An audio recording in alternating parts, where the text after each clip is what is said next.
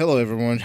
This is Fernando, aka Frodo, and Frodo Finds. Welcome to my closet. Today, we're gonna watch some videos of a video actually, and we're gonna react to it. It's one of the classic, Charlie Kirks debate or discussions, whatever you want to call it, with with the left, with the liberals. So in this particular video, this guy, he's talking about love. So, you know how like a liberal would say, I thought you Christians pushes love and Jesus Christ teaches love and all of that. And how come you guys are full of hate? You hate transgender. You hate this. You hate abortion. You hate that. We are supposed Do you think that that's Jesus Christ teaches, and that you guys are hypocrite? The hypocrisy of the Christians and yada yada yada and all of that stuff. So now let's see. Let's see what they have to talk about. With me, I have a sign here. True Christians love everyone. Would you say you believe in this sign? Yes, but define love. Yeah. Define love? It's a respect. You respect someone enough to not judge them, to not hate them for what they're doing, no matter what it is. Do you lie to people you love? Do I lie to people I love? Not often enough. And I don't lie about Should we, in the ideal, when you love somebody, should you lie to them? Depends on the lie. Oh. Say you have a sibling and they have a dress on and it is just ugly, ugliest thing you've ever seen. Are you going to tell them that dress is ugly, you need to change it, you horrible person?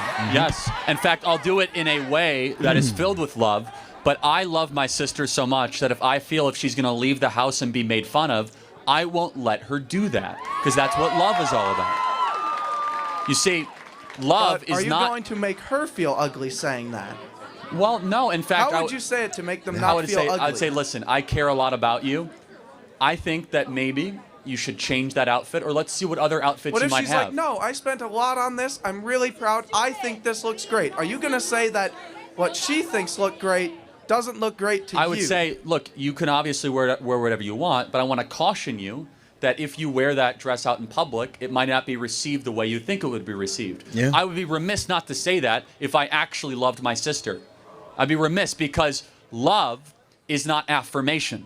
Love is not confirmation. Love is making sure that you care so much about the other that you're willing to challenge and point out flaws when you see them and have the courage to articulate it.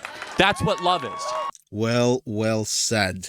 There's definitions of love, and his definition of love is totally different than the Christians. Like us Christians that believe in the Bible, believes in what with God's love, and that's just a prime example. God loves us. That He's not going to give us everything.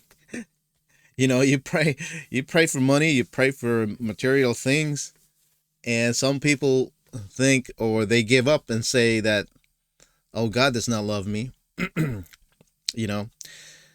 it's totally opposite. God loves you to the point that he doesn't want to give you the things that could end up being away from him, being, you know what I mean? So I don't want to preach or anything like that, but that's Charlie Kirk's explanations is spot on, and also love, two different things. There's also evil love or lust, the devil love, to pull people down, to get people, as many people as he can, to hell with him. He loves doing that. He loves antagonizing. So that's kind of love. And also in the Bible is saying that for the love of money is the root of all evil. That's different love. I mean, that's a whole spectrum of love, or different categories of love that you can't really apply to, what do you call that? They're not the same love. Just like how a father's love to his daughter is not the same as the husband's love to his wife. You know what I mean? So, and the ultimate love that talks about in the Bible is the God's love, unconditional. So, anyway, man, we're gonna miss Charlie Kirk and all this his wisdom, and I I'm hoping that someone will emerge. I'm pretty sure that's gonna be a lot of people. I would say 100 or more people that will at least mimic Charlie Kirk's way of engaging discussions. Just like this, and I just watch the his wife Erica Kirk's speech regarding that, and she was saying that they're not going to stop. They're not going to cancel all of this, college tour. So who's going to be there? Who's going to pick up the? And it's up to the turning point. So, and it's not just, it doesn't stop at Turning Point USA. Although they have thousands of new chapters, there was new sign-ups to start their own Turning Point chapter, and it's not going to stop there. You'll have, all you need is a camera and internet connections and all that to be able to upload or to be able to have discussions. They have we have a Zoom, and you don't really have to go out on the street to have that conversation. So with that, folks, thank you for stopping by.